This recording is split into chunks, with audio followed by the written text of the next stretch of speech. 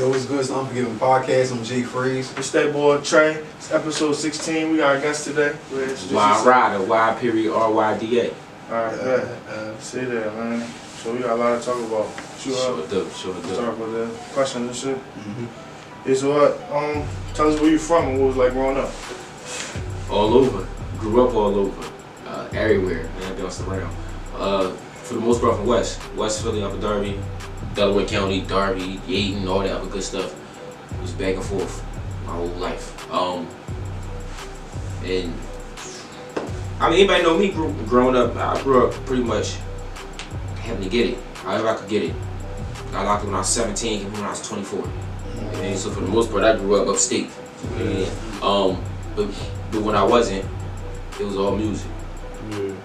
So it was just like, real fast, too fast. That's what it was like, too fast. Alright, how did you come up with your artist name? In 2002, I was given the name Young Ryda. Young Ryda turned to YR because everybody was young this and young that by the time 04 came. And then, yeah, I was YR for all the little DVDs and all that stuff back in the day. And then went upstate, and then when I came home, I couldn't get YR on Instagram. So to make it like a little more easier, like to say my name that shows open mics and all that, I was like, alright, Ryda, the whole thing. Then I remember like, alright, well, on Instagram, on MySpace, my little backslash used to have to be Ryda, because I couldn't just put YR. It never could just be 2 Jones. It always had to be at least 4. So I was like, alright, I'm gonna just do that. And then at the shows, after performing, it's like, I spelled my Instagram name out. Y.R.Y.D.A. And then that's when all that came about. And then that's when I really made the change from YR to Ryda really through Instagram. Like, yeah, I ain't even intend for this shit to happen. This was like, it's like, alright. So it's like now, depending on what era people know me from, is like what they predominantly call me. But it's still the same thing. You know what I mean? Like, it's still went from Young Ryda because I was 12. I'm 16 years in there. I just turned 28. So I was 12. And then by the time I was like 14, I was YR. And then I used to call myself Young Trey and shit. But we was all young something. And I'm like, damn. But I started so early, so it was like I was already rapping when everybody started coming out with the young this and the young that. I'm like, damn, like I was a little sick when the Young Guns came out with Chris and Neef. I'm like, that's how long ago it was. So then after all that shit, I'm like, alright, man, this shit drunk. Everybody got this name. So then T.I. came out. And then I liked how the little 2 letters look. I'm like, alright, that's lit. That's lit. It ain't people with just 2 letters and shit. And then I started running around with Top Class and Touch Money and all them. And then she really was like, that was like my mentor at the time. So it was like a no-brainer. It was like I'm cutting that shit short. We're going 2 letters.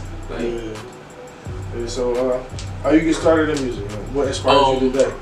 What inspired me to wait. Is that one? Alright, 2 questions. Alright, bet. You ain't gonna get me, bro. Alright, so no, not today, Young Trey. Alright, so first part of the question.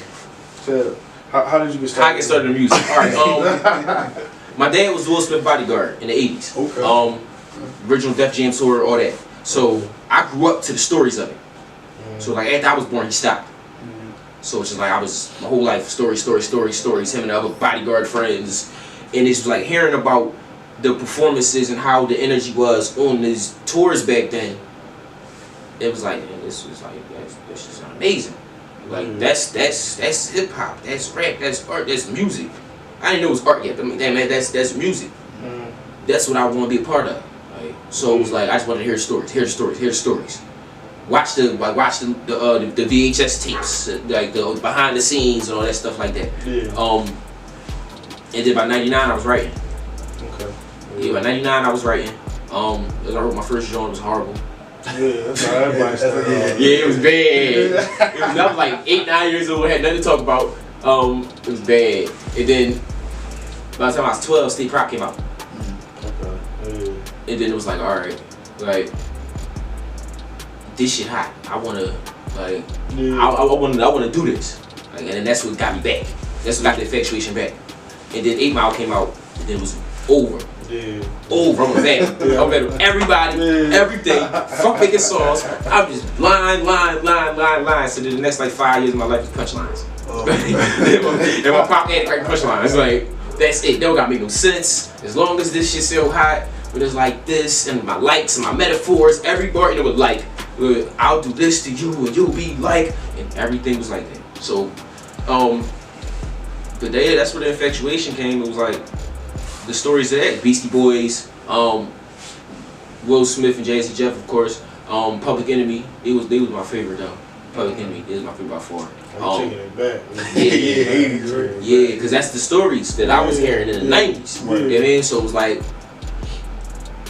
dang, it was like a up close and personal. Every story was like, yeah, one time at this show in Canada here and this place here. Dang, this is world tours. Like this, it was the biggest shit. I was the only shit out. You know what I mean? So like, even then, MC Light, Salt and Pepper and all them. Like I even watched their performances. Like yo, they used to get that shit rocking.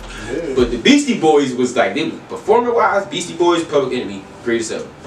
Like greatest live performance in history. Like, Beastie Boys used to have them motherfuckers banging their heads off the ceiling, like it was ridiculous. What was the second part of the question? It was, what inspires you today? What inspires me today? Inspiring art. Inspired art inspires me today. Today, what I could do for everybody else inspires me today. Like, cause I've been doing this so long, I've seen so much, I've read so much. I grew up about stories in the business, the behind the scenes, the bodyguard, seen everything. So I heard everything.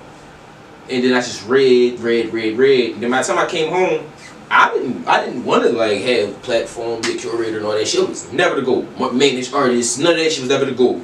But it was like, I always be talking to people and then things that I thought everybody knew, nobody knew.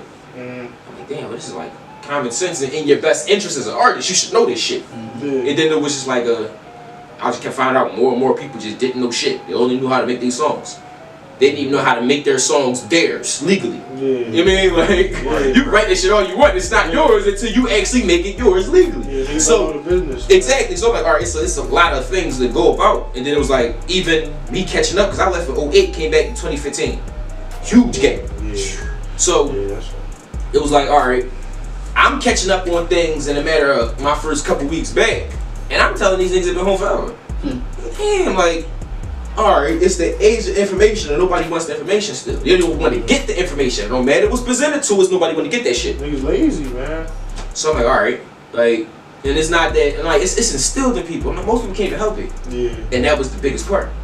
It's like, most people don't even understand what they capable of. Alright, I'm going to show you. I'm going to lead by example. I'm going to keep going. Keep going. And then every little thing I bounce back from or get through, I just be saying, like, it motivates so many others. Damn, that's real. And then the social media shit, when I was just seeing the impact, like the first time I saw any of my lyrics in somebody's caption. Like, damn, that's my, I don't write. I don't physically write. So it's like, that's like me seeing, like, there's my words. I've never even seen this. I never even wrote it out before. Like, people really care about what you're saying. You don't gotta be on the radio, you don't gotta be on TV now. Like, it's the age of independence. And for me being like cause I had like before I got locked up, I had 250,000 views on YouTube. I had over 80,000 views on MySpace. Internet was in 1 out of every 10 households back then. So you had to go to one person crib on the block, and y'all all had to huddle around. Y'all had like 20 minutes for their mom kicked you out. Like it was real. Like it was another era. A lot of people, you couldn't get on the internet and the phone at the same time. So it was like, the views was like, it was hard to come by, right? So, it's like, damn, I forgot where I was going with that. Because that just fucked me up. But, I mean, because I had all the views back then. But then I came back and had to start all over, dog. Start all the way over. Because it was so long. And it was like, people that did remember me, they remember me as the teenager and the content I had then. And I don't talk about none of that shit no more. You know what I mean? Because it's like understanding the influence. Like I say, that's what I was saying. It's the age of independence. That shit started originally right before I got booked, and I was doing my thing then. But then I came home and it just grew so much. It grew beyond what we even dreamed of back then. Like we used to sit around and laugh and joke. Like, hey, man, we got paid off this YouTube shit. Ha ha ha, that shit. Pass the L, nigga. Keep going. It's never gonna happen. Yeah, that shit. Now it was like, yo, like, and I'm talking about this was like, I was sitting in top class with like the biggest of the like in the city, the biggest in the YouTube era period with Reed and NH and Kaboom and Rayman, Frank with the Grippers, and I'm just sitting there and I'm watching them talk about it like they all got millions of views. I got my first 100,000. Reed was at like 8 million. Like, and it's back then. Like, I mean, it was just ridiculous. Like, he probably was the biggest thing on YouTube next to Soulja Boy. Like, for real. So it's just like to see what it became now. Like to seeing what it's going to be. Cause I'm like, this happened in a span of 5 years. 60 months. 1,824 days, but it'd be 25 if we count that leap year. So it happened in the span of that. Yo, fact check my numbers too. That's how long it is. I did the time.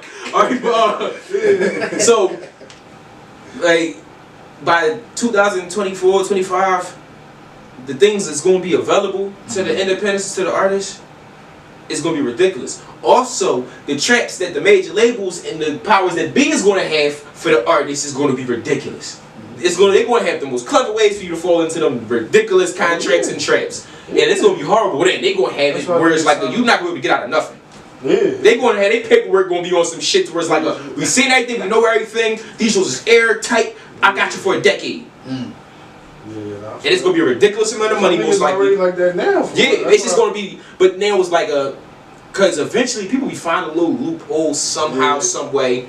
A ridiculous contract might have a cap of 7 years at the moment. At that time, it's going to be like a mandatory 10, a mandatory 6 albums instead of 2 or 3. Like they might put 5-6 million in front of the young boys at the time. That's going to go up too.